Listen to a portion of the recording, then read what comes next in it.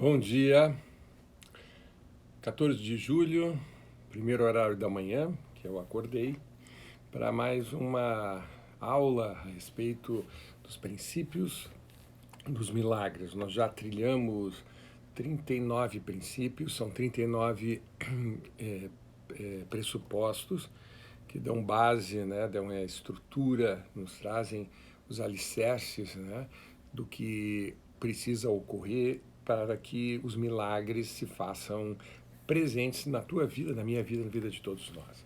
Vamos para o quadragésimo milagre.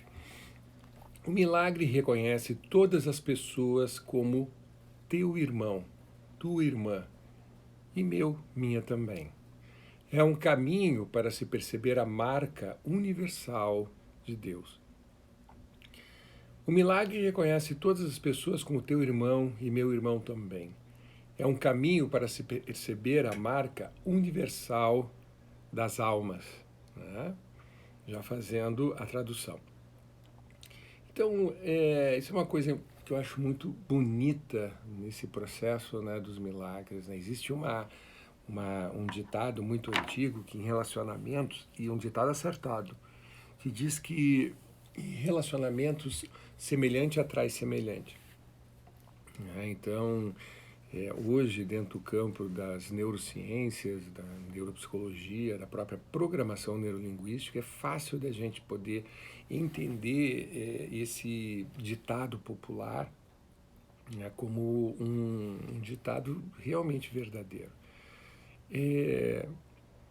Tudo aquilo que, de alguma forma, se alinha, né, com a minha maneira de pensar, eu presto atenção e se aproxima de mim, né? Por exemplo, eu estou num lugar estranho, não conheço as pessoas e estou meio deslocado, porque não conheço ninguém. Aí de pronto eu escuto uma ou outra pessoa conversando sobre um assunto que eu gosto. Naturalmente, o que nós fazemos? Nós vamos em direção a essas pessoas. Por quê? Porque agora eu tenho um primeiro motivo para provocar um vínculo, para começar um início de um relacionamento, né? Eu tenho o que trocar. A mesma coisa se dá no campo do comportamento. Eu vou numa festa, estou meio deslocado e daqui a pouco começa a tocar uma boa música, as pessoas levantam para dançar. E eu vejo uma moça que está lá também meio que deslocada, sozinha, né? Naturalmente eu vou até ela e convido para dançar, né? E assim vai, né? Nós acabamos nos aproximando de todas aquelas pessoas que estão alinhadas, né? Ou com a nossa forma de pensar, ou com nossos credos, ou com o nosso sistema de crenças, né? Com a nossa maneira de se vestir, com a nossa maneira de se comportar. E assim como os grupos eles se formam por semelhanças.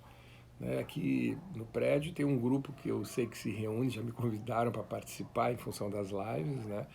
Que é um grupo de casais, né? Ou de adultos, né? Que se reúne em função de religião. Né?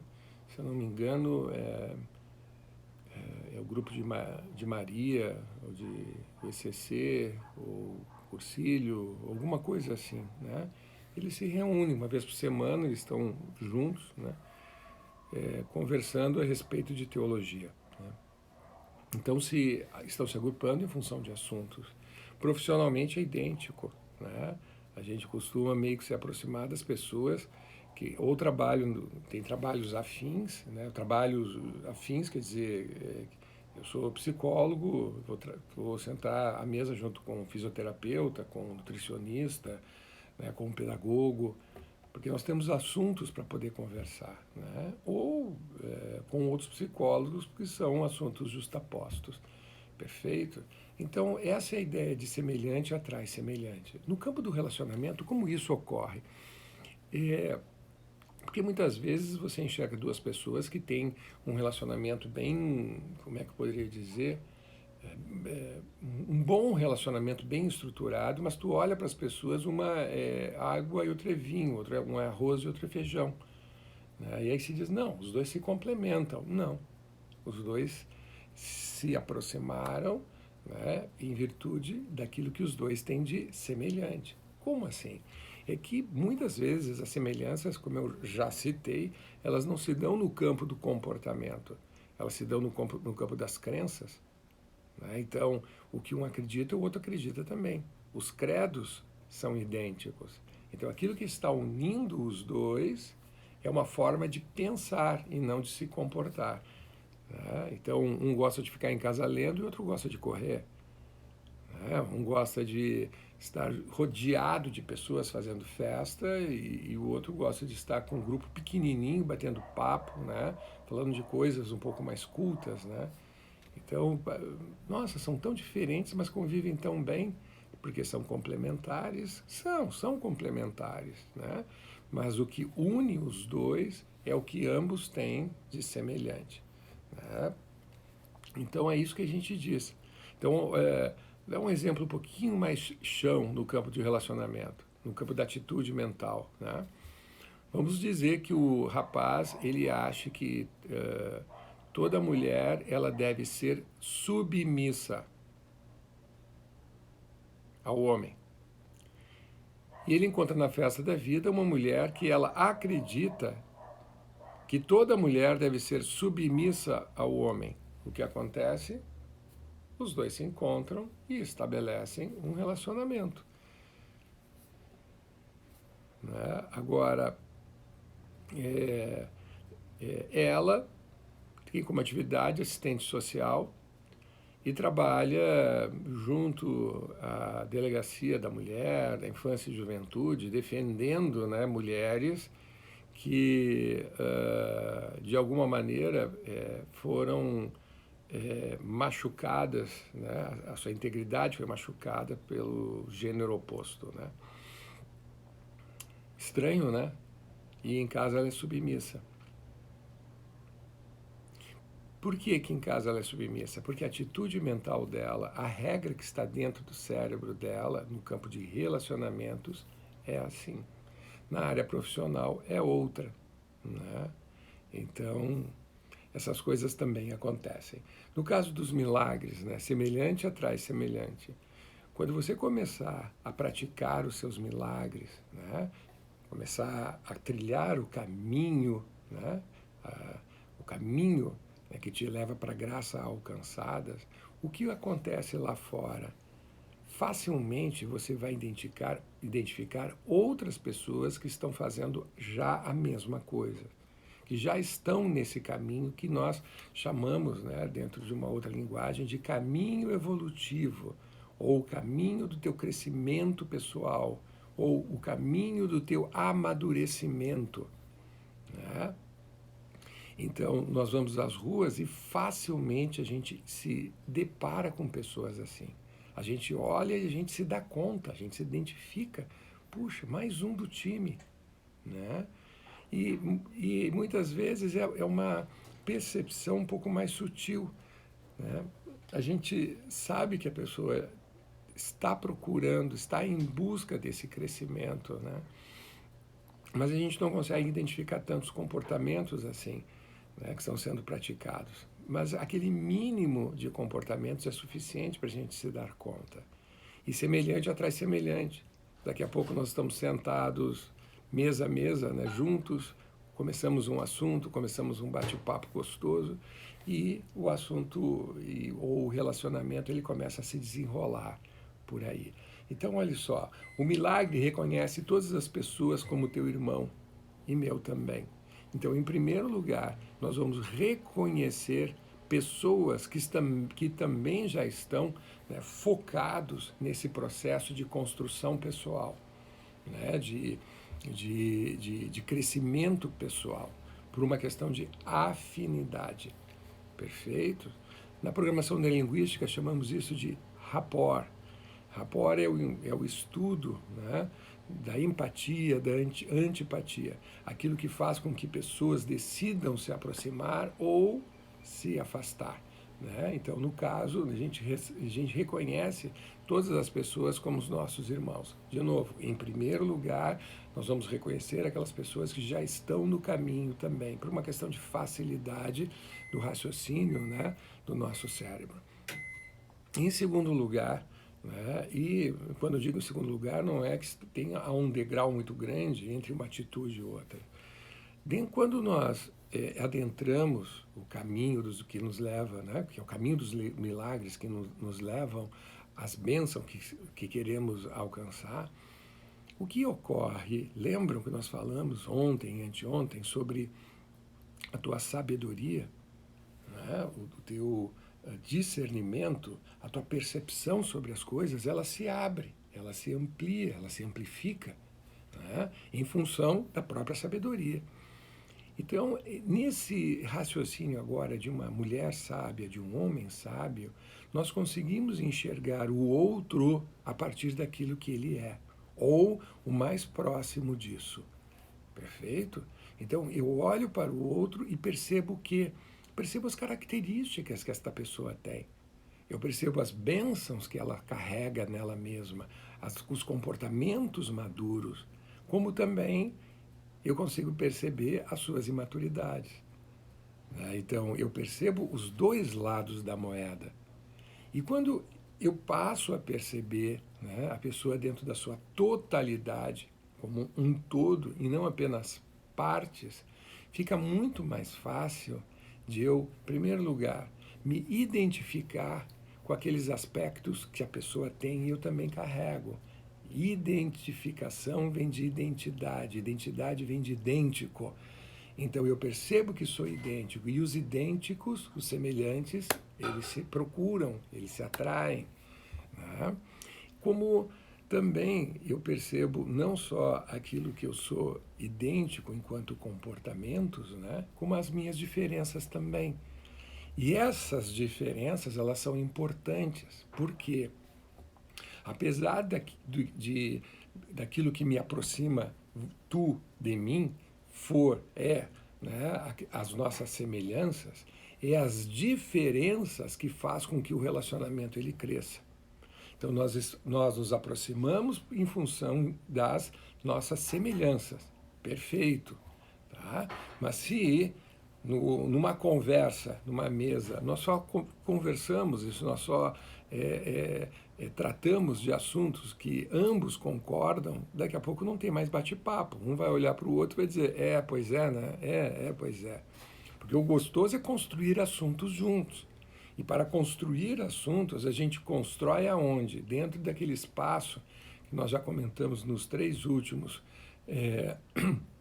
discussão dos princípios, né, que é o espaço do não saber, que é o espaço, né, aquela área em que eu digo para mim mesmo, puxa vida, sou ignorante, me falta conhecimento, não tenho todo o conhecimento necessário para continuar a versar neste assunto, ou mesmo para me comportar, porque eu não sei o que fazer.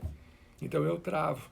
Ao travar, só tem uma possibilidade de eu poder sair deste estado, ou melhor, de amplificar a areazinha que é a área do meu conhecimento. É injetar mais conhecimento ali.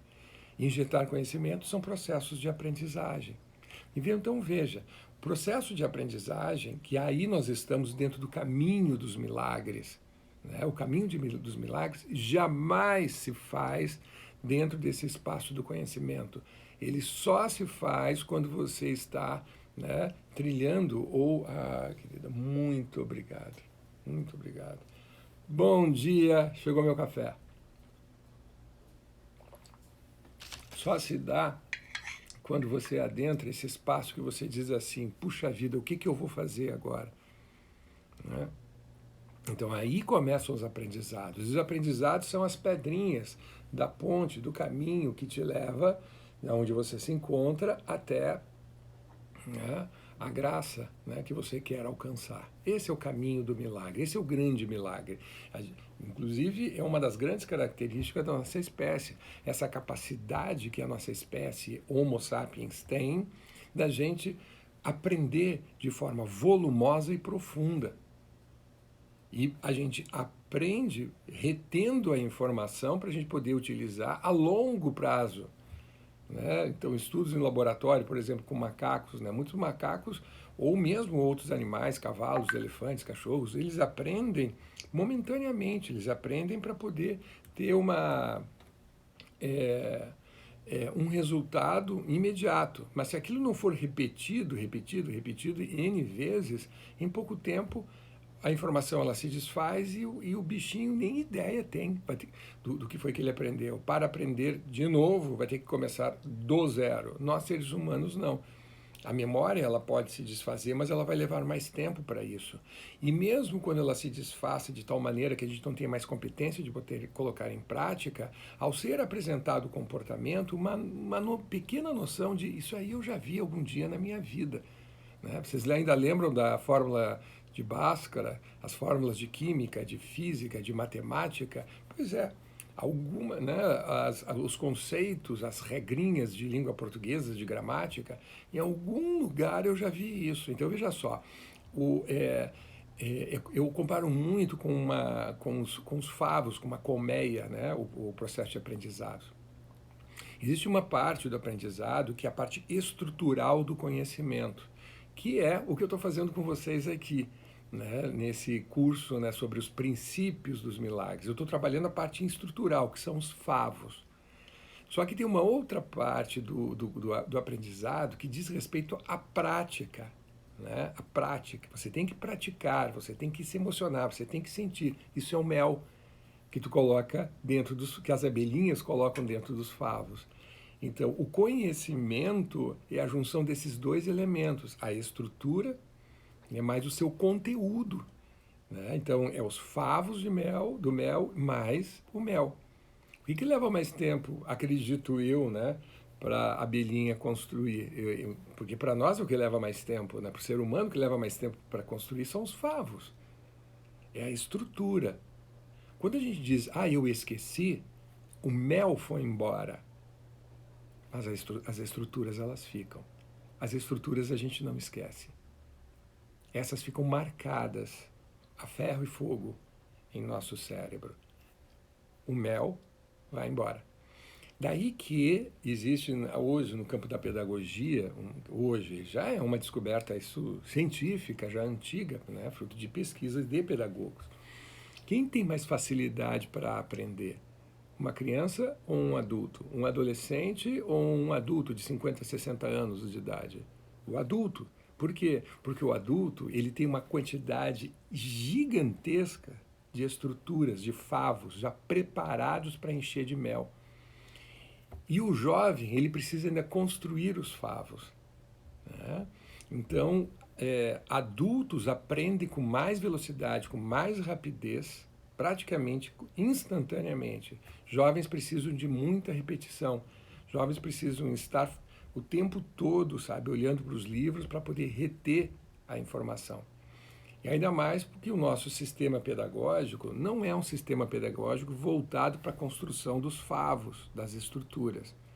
Nosso sistema pedagógico, ele injeta o mel, colocando dentro de vidros aqui dentro do cérebro. Né? E antes fosse em vidros, em pratos abertos, que na primeira mexidinha que a pessoa der, né, no primeiro momento que a pessoa der uma sacudida com a cachola, o mel escorrega, vai embora, e aí sim, você esquece tudo, né? Porque não tinha nem os favos e agora não tem mesmo o mel. Né? Esse é o nosso sistema pedagógico, onde onde as nossas crianças, os nossos jovens, decoram para passar, não decoram para reter para sempre a informação. Para reter para sempre, e isso faz parte da estrutura, eu tenho que dar uma utilidade para tudo que eu aprendo. E é uma utilidade mesmo, porque eu tenho que colocar em prática. Por exemplo, eu tenho aula de química e a partir de então, todas as vezes que eu vou no supermercado, eu olho o rótulo e lá atrás tem as ligações químicas, né? Composto de os compostos, né? Esse produto é feito disso, disso e daquilo outro. Eu entendo o que está escrito ali e decido se aquilo é bom ou não para as minhas mãos, para a minha pele, né? Para os meus olhos, para os meus pulmões, para o meu estômago, para o meu intestino, para a minha digestão, para o meu momento de vida. Aí é um conhecimento que eu adquiri que ele é útil, porque eu estou utilizando ele. Agora, um conhecimento que eu decoro apenas para passar no concurso, para estar passando de ano, para estar passando numa prova, numa faculdade, ele não vai se manter, né? Eu preciso das estruturas e isso é o que há de mais caro. Tá? Perfeito? Então, o que eu estou trabalhando com vocês aqui, basicamente, são as estruturas. Tá certo, um pouquinho de mel nós estamos colocando ali, tá? Para dar um gostinho nisso. Que é quando eu trago os exemplos que eu começo né, a inserir. Então, vamos lá. Quando eu começo a trilhar o caminho dos milagres, eu percebo agora, né, todo mundo como meu irmão, como minha irmã. E por que eu percebo todo mundo como meu irmão, como minha irmã? Vamos agora um pouquinho mais a fundo nas estruturas, tá? Lá mais no fundinho do favo, que é para a gente poder colocar o mel não na superfície, mas lá no fundinho, tá? Para a gente preencher cada buraquinho do favo, né? Com mel, né? Para não ter bolinhas de ar, né? A gente poder colocar uma maior quantidade, né, de conhecimento. Porque eu te identifico, em primeiro lugar, como um bicho da mesma espécie que eu, que tem as mesmas características que eu tenho, enquanto espécie e enquanto gênero. Tá? Então aqui é um assunto que para muitos é um assunto um pouco digesto, mas é isso mesmo. Todas as espécies sobre a face da Terra, né? Por exemplo, cavalos, equinos, né?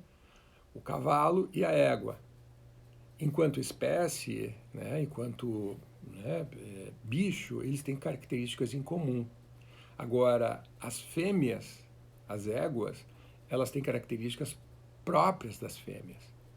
E os cavalos, os machos, têm características próprias dos machos. A mesma coisa vale para os cachorros, a mesma coisa vale para leão e leoa, a mesma coisa vale para todos os bichos sobre a face da terra. O macho tem uma característica, a fêmea tem uma outra característica. As aranhas viúvas negras, né, elas têm uma característica, os machos têm outras. No momento da reprodução, assim que o macho ele deposita, né, as suas sementinhas na fêmea, o que a fêmea faz? Ela janta o macho. Ela mata o macho e come. Come o macho, né? E se o macho não se proteger direitinho, ele vai ser morto depois de um momento de alto prazer. Então, vejam, apesar de sermos da mesma espécie, por termos gêneros diferentes, nós temos diferenças. Dentro do mesmo gênero, as formações que cada um de nós vivemos é diferente? Não. Então, se você observar o Leonardo, né, enquanto macho, ele se difere de outros machos, porque eu carrego dentro de mim aprendizados que são diferentes dos outros homens. Muito bem, agora eu estou saindo do campo, né, do bicho e eu estou entrando no campo do ser humano, né, que é onde tem essas tais de soft skills, né, que são esses conhecimentos que não vêm com a genética, mas vêm com o meu contato social. De qualquer forma, né, somos todos Homo sapiens e somos todos seres humanos. E ao trilhar o caminho dos milagres, eu passo a identificar em ti todas essas características. Todas essas características. Como também identifico os teus desafios nessa existência, o teu propósito nessa existência, um dos grandes milagres, né, que é a tua missão de vida nesta existência. E te percebo como um ser de luz maravilhoso, que também, à tua maneira, você está comprometido com a tua construção, a construção da tua lenda pessoal, que é o caminho que te leva em direção aos teus objetivos desafiadores, às tuas grandes bênçãos, aquilo que a tua alma quer. Então, eu me identifico, a minha alma se identifica com a tua alma. E isso independente de qualquer coisa, independente de você dizer assim, ó, não, ele é engenheiro e eu sou... eu trabalho adoro literatura, então temos raciocínios... Não importa, nós temos alma. E toda alma, nesse sentido, ela é igual. Ela é igual. As nossas almas, como um cara muito bacana, né? Chamado Carl Jung, um psiquiatra, um terapeuta, né, alemão, ele disse assim, ele criou um conceito de inconsciente coletivo, né? Então ele disse que ele quis demonstrar que o meu inconsciente ele se mistura com o teu inconsciente, né? A questão é que o inconsciente ele não se expressa da mesma forma que o consciente. O consciente se expressa através das palavras. O inconsciente ele também vai se expressar através das palavras, mas é uma linguagem mais complexa, sabe? Porque ele não costuma se expressar de uma forma tão clara como o nosso consciente se expressa. Então, o inconsciente seria uma área mais reservada do nosso pensamento, lá dentro do nosso cérebro, que fica escondendo informações. Mas, né, no nosso relacionamento social, de alguma forma, o meu inconsciente se identifica com o teu. E aí o que acontece? Existe uma comunicação subliminar, né, que é uma comunicação muito sutil do meu inconsciente com o teu inconsciente, gerando a partir daí uma consciência coletiva, como uma consciência com um conhecimento mais elevado daquele que o meu consciente consegue perceber. E essa consciência mais elevada, ou melhor, esse inconsciente, essa comunicação mais elevada, né, o Jung deu o nome de inconsciente coletivo, né, onde o meu inconsciente ele interage com o teu. Perfeito? Uma visão bem simplificada dessa parte da teoria junguiana, mas é uma explicação mais simples, que é para todos nós podermos entender. Quando nós estamos focados, né, ligados, profundamente ligados com a nossa alma, eu posso trazer essa metáfora, né, esse conceito de Jung e dizer que existe uma alma coletiva, onde a minha alma está conectada com a tua, a minha luz está conectada com a tua e as duas se fundem. E ao se fundirem, agora é uma luz só. É uma luz só. Não existem mais a tua e a minha. As duas estão fundidas. Isso é muito comum quando a gente conhece pessoas, né? E não só quando a gente conhece em relacionamentos a amizade, né? A amizade, que são extremamente íntimos, onde existe um rapport, onde existe uma conexão profunda entre essas duas pessoas, né? Que a gente diz assim, me explica, e quem é essa pessoa, esse teu amigo, essa tua amiga? A minha alma gêmea. Por quê? Porque eu não preciso abrir a boca e falar, ela já sabe o que eu estou pensando. Ela sabe o que eu quero. Mas como que ela sabe? A gente se comunica telepaticamente. Essa é a linguagem entre as almas, que a gente chama poeticamente de a linguagem dos anjos. Né?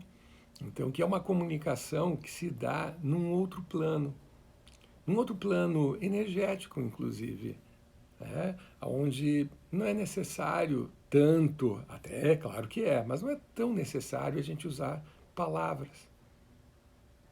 A nossa presença física, eu posso estar de costas. Quem tem essa conexão comigo, essa via aberta da sua alma com a minha alma, eu posso estar de costas, a pessoa sabe o que eu preciso, ela sabe a minha intenção, sabe o que eu estou querendo. Não precisa falar. Então, é isso que quer dizer, o milagre reconhece todas as pessoas como um irmão. Como um irmão. Não é um simples conhecido. Nós criamos laços de intimidade. Leonardo, que horror! Então, os estelionatários, eles podem se prevalecer disso. Claro que podem. Agora, estelionatário vai sempre atrás de otários, né? Otários.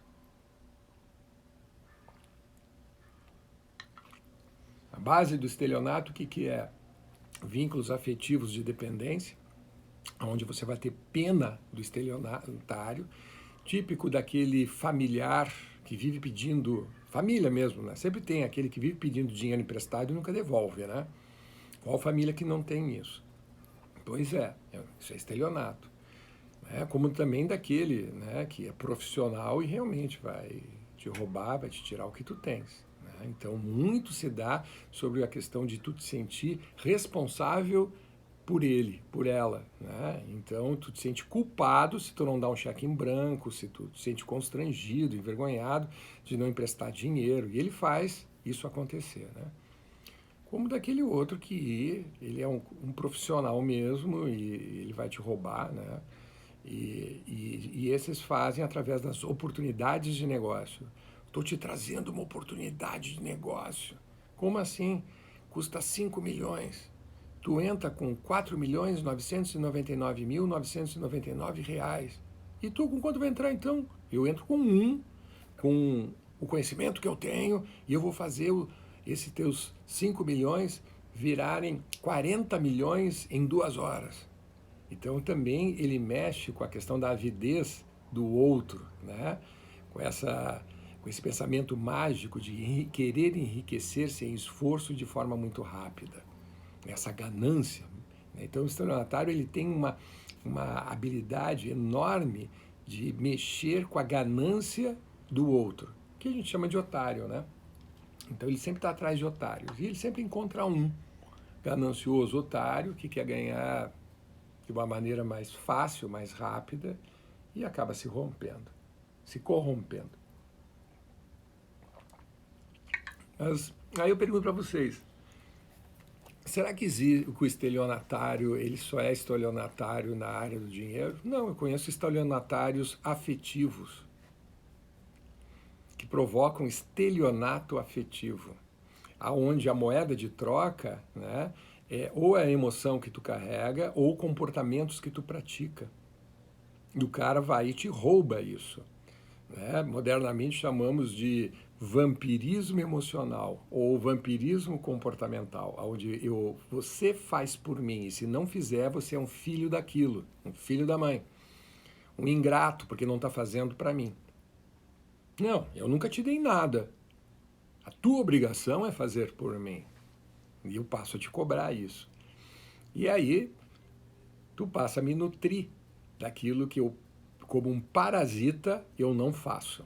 Típico dos depressivos. Né? Depressão é uma doença, né? E como toda doença, ela tem seus efeitos, né, secundários, né? E entre eles, né, os sintomas, né, é que depressivos se transformam em grandes manipuladores, mas manipuladores muito hábeis, e que em pouco tempo você, que não é depressivo, passa a se responsabilizar por aquele que é. Você é o responsável pela felicidade dele, né? Então, outros, né, que são as pessoas, né, que se fazem de vítimas, né? Sou uma vítima da sociedade, sou uma vítima do meu relacionamento. Como que você identifica pessoas assim? Simples. E quando ela começa a te cobrar que a desgraça que ela está vivendo, o responsável, o culpado é tu.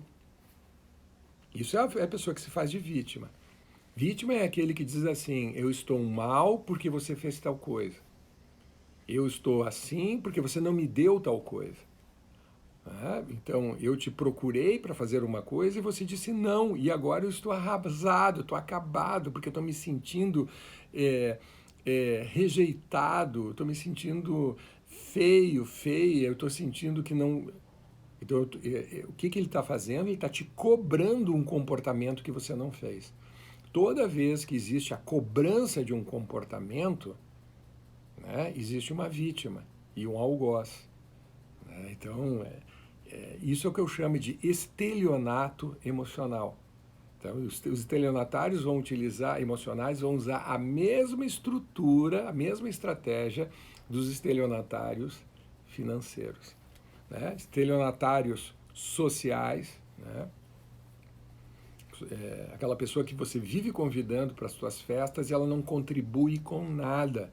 E eu, quando digo contribuir, eu não estou dizendo contribuir com dinheiro, trazer carne, trazer cerveja, né? Pessoas, quando eu convido aqui à minha casa, né, ao convidar para vir na minha casa, eu já comprei a cerveja, comprei a carne, trouxe tudo. Claro, se eu estou numa pendura de grana, quando eu convido, eu digo, ó, cada um traz a sua cerveja, cada um traz a sua bebida e cada um traz a sua carne.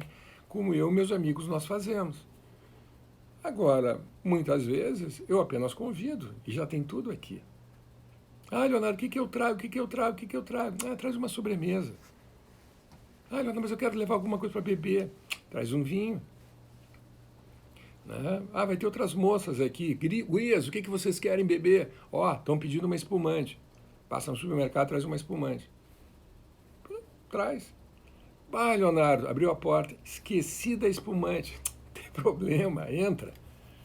Ninguém vai morrer. Nós somos amigos e amigos não se importam com isso. Amigos, quando se reúnem para se alimentar da própria alma, comungar com o outro, deixar que as luzes elas se fundam e a gente se alimente a partir dessa fusão de luzes, dessa fusão de almas.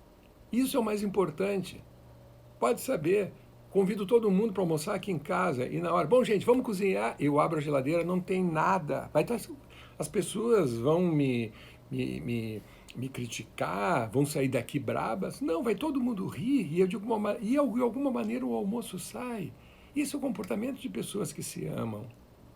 Tem um amigaço meu, o Jens, amo aquele alemão brasileiro, que alemão nada, ele só nasceu na Alemanha, agora ele é um brasileiro nato. Né? Aquele sotaque engraçadíssimo e maravilhoso dele. Né? Certa vez ele me convidou para as nossas famílias irem juntas num camping aqui próximo da cidade de Florianópolis, né? No caso de Palhoça, onde eu moro, onde eu resido. Né? É um lugar maravilhoso, né? Tem piscinas, cachoeira, dá para botar umas barraquinhas se tu quiser, campo de futebol, enfim. Tu vai lá, paga uma entrada e passa o dia, um dia maravilhoso. Né? E vamos fazer um churrasquinho. E eu fiquei de levar a cerveja, né? Ainda bem que ele levou. Eu passei no supermercado, com aquela meu jeitão, né? De manhã cedo, ainda meio dormindo. Passei no supermercado, peguei um fardo de cerveja e levei, né? Da marca que eu gosto. Quando eu cheguei, né? Já tinha colocado aquele fardinho dentro de uma como é que se chama? Aquela caixinha, caixa térmica, né? Que te bota gelo no fundo, né? Bem geladinho, né? Aí ele olhou para mim, Leonardo, vamos tomar uma cerveja? Trouxe uma cerveja para ti. Abro a cerveja, a caixa, quando eu tiro a cerveja sem álcool. Né?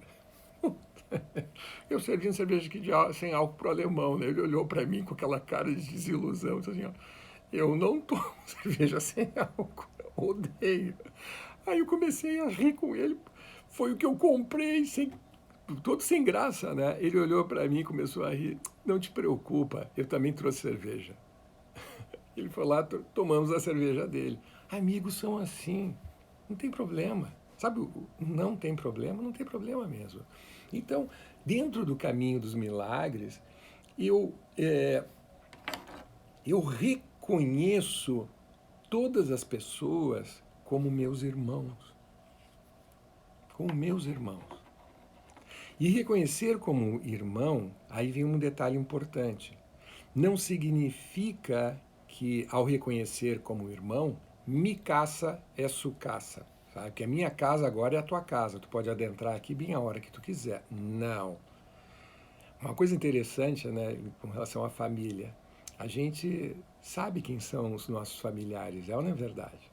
Como eu agora acabei de citar. Toda família tem uma pessoa que é mais malandra nos negócios, né? Está sempre, no final das contas, passando os outros para trás. Eu tenho um familiar próximo que toda vez que você sai para jantar com essa pessoa, ele sempre esquece a carteira. Ele sempre, na hora de pagar, ele diz, meu cartão de crédito ele está bloqueado. Bloqueou ainda há pouco, passei no... Então ele nunca consegue pagar. Nunca. Aí ele diz, pô, cara, vem cá, paga para mim agora e amanhã eu deposito na tua conta. Aí, enquanto tu tá pagando, ele tá indo embora. E ele vai embora sem pegar teu número de conta. E se tu tenta encontrar ele por telefone, ele não te responde. E se por acaso tu encontrar, ele vai te dizer, pois é, eu troquei o chip, tive que trocar porque estava clonado. Ele vai ter uma desculpa esfarrapada para não pagar a conta. Toda família tem. Toda família tem o Zé e a Maria certinha, né? Que capaz que tu venha fazer qualquer crítica a eles ou a família deles. Eles são perfeitos, os filhos são perfeitos, o marido e a esposa são perfeitos. Tem aquele que é o estrupiado, que não está nem aí, que é a ovelha negra da família, né? E ele não está nem aí, ele está querendo mais é viver a vida dele, fazendo aquilo que ele bem entender, escandalizando os outros. Tem o drogado, tem o prostituído, né? Tem o padre, tem a enfermeira, tem o psicólogo, tem o médico, né? Tem o político, tem o professor. Toda a família tem os mesmos papéis, toda a família. E quando a gente trata com irmãos, é ainda maior. Por quê? Porque a gente conhece esses papéis nas entranhas. E por conhecer nas entranhas, eu sei, com cada um dos meus irmãos, o quão próximo eu posso tê-los de mim ou não. O quanto que eu posso admitir determinados assuntos na mesa ou não, porque eu já sei que vai dar em confusão, então eu corto o assunto. Se eu posso emprestar dinheiro ou não. Eu tenho familiares que eu não empresto dinheiro, eu dou, porque eu nunca mais vou receber de volta. E quando a pessoa me diz assim, Leonardo, eu te pago quando eu puder. Sim, na próxima encarnação, eu já sei, porque tu não vai pagar. Mesmo tendo dinheiro, tu não vai pagar. Leonardo, mas que horror! Se é assim, eu não quero, então dá de volta. Não, não, não, não, deixa comigo. Você dá o dinheiro, porque senão você vai se encrencar, entende? Você conhece a família pelas entranhas, seus irmãos pelas entranhas. E ser maduro em relacionamento é você passar a determinar a proximidade que você pode ter desta pessoa. Então aqui está a minha identidade, está o meu eu, está a minha alma, e aqui está, né, a outra pessoa. O que existe entre as duas almas? Um espaço, que é a carne, os ossos, o meu sistema de crenças com o teu sistema de crenças.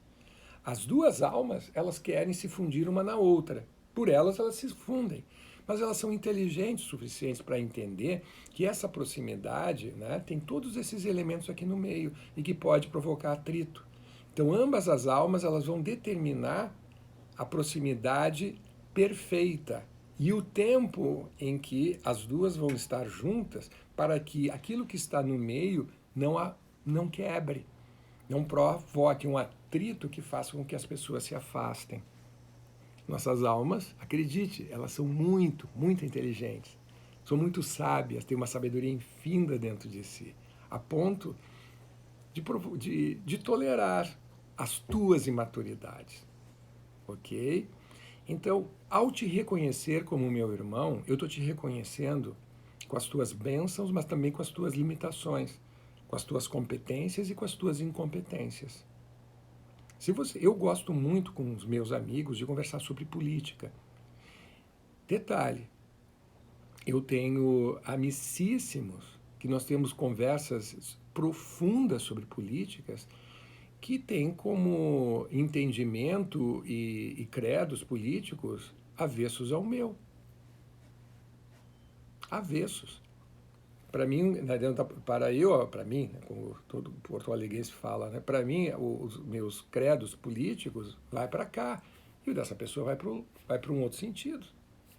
E nós passamos tardes maravilhosas falando sobre política, onde eu aprendo a respeito deste outro caminho e trago os aprendizados que eu acho importantes, né, trago para mim, para colocar em prática. Isso é conversa entre pessoas maduras. Pessoas imaturas, uma tenta doutrinar a outra e convencer a outra de que o meu caminho é melhor do que o outro, do que o teu. Que o meu caminho é mais importante do que o teu, o meu caminho é o verdadeiro e o teu não é. Isso que a gente chama, né, de pessoas que incluem, daquelas pessoas que provocam exclusão, né, que provocam separação. Aqueles discursos que mais separam as pessoas do que juntam. Eu, particularmente, depois que comecei, né, com o meu caminho dos milagres, eu tornei ele consciente, eu tenho conscientemente me afastado de pessoas que excluem, né, que têm uma forma de se comunicar que mais separa do que junta, que provoca constrangimento, vergonha, né? Eu, tô, eu tenho eu tenho um estilo de vida hoje que eu posso dizer que eu sou feliz. Por que eu posso afirmar que eu sou feliz? Porque eu estou exercendo o que eu quero. E quando você exerce o que você quer, você é uma pessoa feliz. Quando você deixa de exercer aquilo que você quer e passa a corresponder a expectativas de terceiros, acabou, meu amigo. Isso não só vai gerar ansiedade em ti, como também frustração. E a última coisa que você vai sentir é felicidade. Eu sou uma pessoa feliz.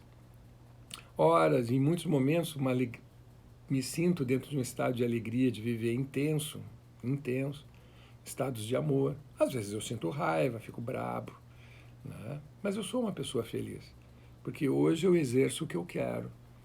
Mas as pessoas podem não concordar contigo, Leonardo. Bom, elas têm dois problemas agora. Uma de não concordar e a outra de... Ou melhor, uma de se incomodar e a outra de deixar de se incomodar. Por quê? Porque eu vou continuar fazendo do jeito como eu quero. Ah, mas o que tu faz é pecado. É pecado para ti, para mim não é. Ah, mas é pecado para ti. Então eu não faço o que eu estou fazendo. Por quê? Porque você vai para o inferno. Eu deixar de fazer o que eu estou fazendo, eu vou para o inferno. O que eu estou fazendo te agride? Não, porque eu não estou fazendo contigo. O que eu estou fazendo me agride? Não, bem pelo contrário. É um desejo de minha alma. Então critique, tente criticar a minha alma. Minha alma vai sorrir e vai eternamente te abraçar e te dizer assim, eu sei, para ti ainda é importante achar que existe pecados. Esse é tu ainda estás num momento evolutivo que a tua vida ela gira a partir de sentimento de culpas. Daqui a pouco você vai evoluir, você vai entrar num outro patamar e você vai perceber de que nada disso é importante. Os milagres, o milagre reconhece todas as pessoas como teu irmão e meu também. Portanto, quando eu te reconheço como meu irmão, ao te reconhecer como minha irmã, saiba que eu vou estabelecer regras de relacionamento entre nós dois, baseados no teu nível de maturidade e o meu nível de maturidade. E essas regras, elas são rígidas, elas são impostas, né? É uma imposição nessas regras. Para quê? Para que a gente possa bem conviver. Para que as nossas almas elas possam ter um espaço onde elas possam se encontrar e se acarinhar. Para que servem as regras? A alma necessita de regras? Não, a alma não. Mas o teu sistema de crenças precisa. A tua noção de eu precisa. Porque isso tudo é mundano, tudo isso são coisas muito pequenas. Os teus preconceitos precisam de regras. Tudo isso para que a gente possa bem conviver. E se não houvessem esses preconceitos? Aí as almas elas poderiam se encontrar mais livremente, mais vezes, inclusive. Os nossos encontros eles poderiam ser mais amorosos, tremendamente amorosos. Ah, Leonardo, pera um pouco, mas como é que é essa história de amor? Significa então que só então eu vou poder praticar o amor? Aham, com certeza. Por quê? Porque alma é um dos muitos nomes que nós damos para o amor. Amor e alma é a mesma coisa. O encontro do teu amor com o meu amor. Preconceito facilita isso? Não. Vamos dizer que você é heterossexual e eu sou homossexual. E no teu sistema de crenças é impossível que tu te relacione com uma pessoa que tenha uma opção sexual divergente da tua. O amor está em ti, o amor está em mim, mas o teu sistema de crenças impede que as duas almas se encontrem, que o amor, que esses dois amores, eles se fundam. Ah, Leonardo, mas amar um outro homem, isso é coisa de homossexual. Não, gente. Quando a gente fala de amor, amor é uma coisa, desejo sexual é outra. Separa, tá? Separa uma coisa da outra. Vamos ser um pouco mais adultos. Separa, tira o desejo sexual. Vamos falar só de amor. Destituído de tesão. Amor, o amor entre duas pessoas. Os preconceitos colocam obstáculos. Teu sistema de crenças coloca obstáculos. Querer ter razão ao invés de ser feliz não é um obstáculo, é um abismo entre o amor de um e o amor de outro. Forçar o outro a ser uma pessoa que ela não quer ser afasta ainda mais.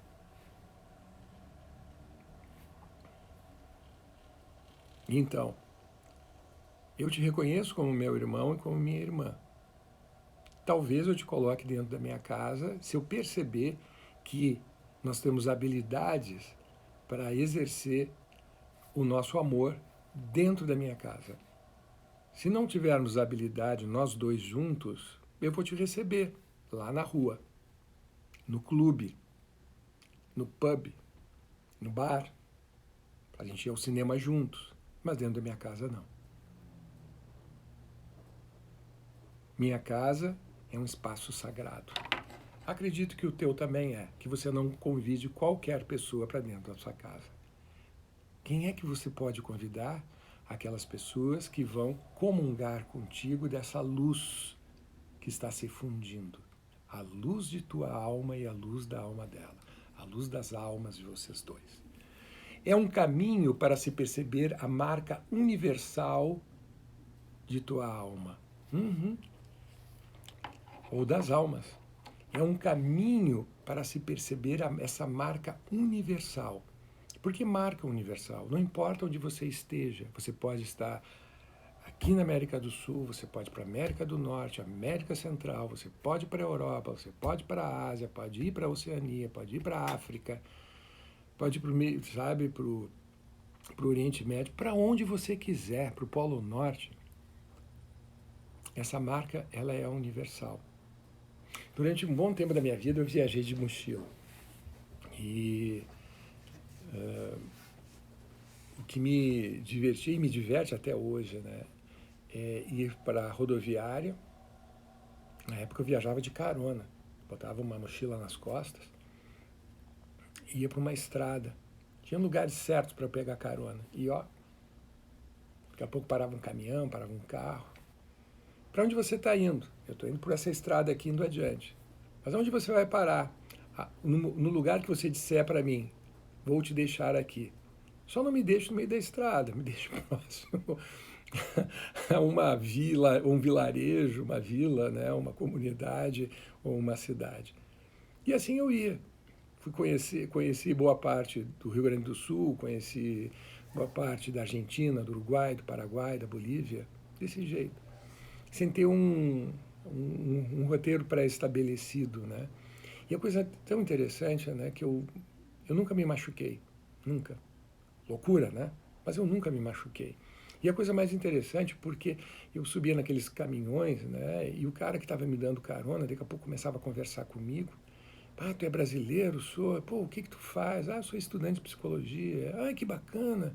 Eu tenho uma sobrinha, minha filha, o fulano, não sei o quê, que também tá, no meu país faz psicologia. E aí começava um bate-papo. E daqui a pouco a pessoa chegava na cidade dela. Olha, aqui é minha cidade. Ah, então eu acho que é aqui onde eu paro. Não, tu vai parar na minha casa. E eu não conhecia ninguém. E aí eu descia, aí saiu uma senhora lá de dentro de casa, me olhando com uma cara meio enfesada. Quem é esse cara que está entrando na minha casa sem ser convidado? Aí daqui a pouco o marido dela puxava ela num canto, buzinava alguma coisa no ouvido dela, e ela abria os olhos, sorria para mim. Tu deve estar com frio e com fome, venha, entra na minha... E eu era tratado como um membro querido da família. Alguém que eles não viam há muito tempo. Eu nunca fui, eu nunca fui detratado, eu nunca fui machucado, não. Tem uma história bonita. Eu estava indo para a Bolívia pela primeira vez, meu pai é boliviano, e eu queria conhecer meus parentes, né, primos, algumas tias que eu não conhecia, e conhecia a própria Bolívia, né. Eu não me lembro se eu já tinha 18 anos. Papai e mamãe já tinham me emancipado, então eu podia viajar, né? As viagens internacionais se eu quisesse. Bom, mas enfim, mas eu estava lá. E eu cheguei de carona numa cidade chamada, na Argentina, chamada Chajarí. Fica a uns 80 quilômetros, mais ou menos, de Uruguaiana, que é uma cidade fronteiriça, né, do Brasil, Rio Grande do Sul, né, estado do Rio Grande do Sul, com a Argentina. Uruguaiana de um lado, Passo de los Libres do outro lado. É uma ponte que separa as duas cidades. E lá eu conheci um grupo de adolescentes, enfim, de jovens, né, que eram dessa cidade. E essa cidade, ela é Tartagal. Tartagal? Acho que é Tartagal. É fronteira com a Bolívia. E eu estava lá em Chajarí, nessa cidade da Argentina, contando o meu dinheiro. Meu Deus, esse dinheiro eu não consigo comprar passagem para chegar na Bolívia. Quanto mais ir até Santa Cruz de la Sierra, pegar um trem 18 horas para chegar em La Paz, né, subir os Andes. Né? Eu não tinha dinheiro, tinha que voltar. Aí o que aconteceu? Comecei a bater papo com eles, tocar violão junto com eles, a brincar junto com eles. E um menino, um guri daquele grupo, onde é que tu tá indo, Leonardo? Tu tá indo para onde agora? Eu tô indo para Bolívia. Tu vai com a nossa delegação. Ele foi lá, conversou com uma senhora que era responsável por aquela delegação, era um grupo, né, de jovens que tinham ido até a cidade de Chajarí para um festival de dança e de música, né, que ocorria em janeiro. E ela disse, não, tudo bem. Eu entrei no ônibus dele no dia seguinte e me fui para Tartagal. Não gastei um pila, não gastei R$1. Quando eu cheguei em Tartagal, o guri disse assim para mim, Leonardo, tu tem onde ficar aqui? Não, não tenho. Ai, que bom, tu vai ficar em casa. Quando eu cheguei na casa dele, né, os pais dele, que não sabiam, né, naquela época não havia celular, gente, e telefone, tu ligar, era uma coisa muito cara, né. Então eu cheguei de paraquedas na casa do guri, na casa dos pais do guri, né.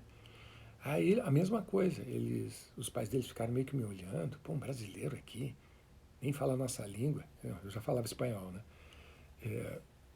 Mas eles não sabiam. E aí ele pegou os pais num canto, conversou com eles. Aí eu vi que a mãe dele meio que baixou a cabeça. Ela ficou um pouco emocionada. O pai dele, os olhos brilharam. Os dois vieram na minha direção, me abraçaram e me levaram para dentro de casa, da casa deles. Me mostraram o quarto onde eu ia dormir. E logo já veio a mãe dele me trazendo toalhas limpas, dizendo que o banheiro estava pronto para poder tomar um banho. Né? 2 dias sem tomar banho, um calor desgraçado dentro de um ônibus, eu deveria estar fedendo muito.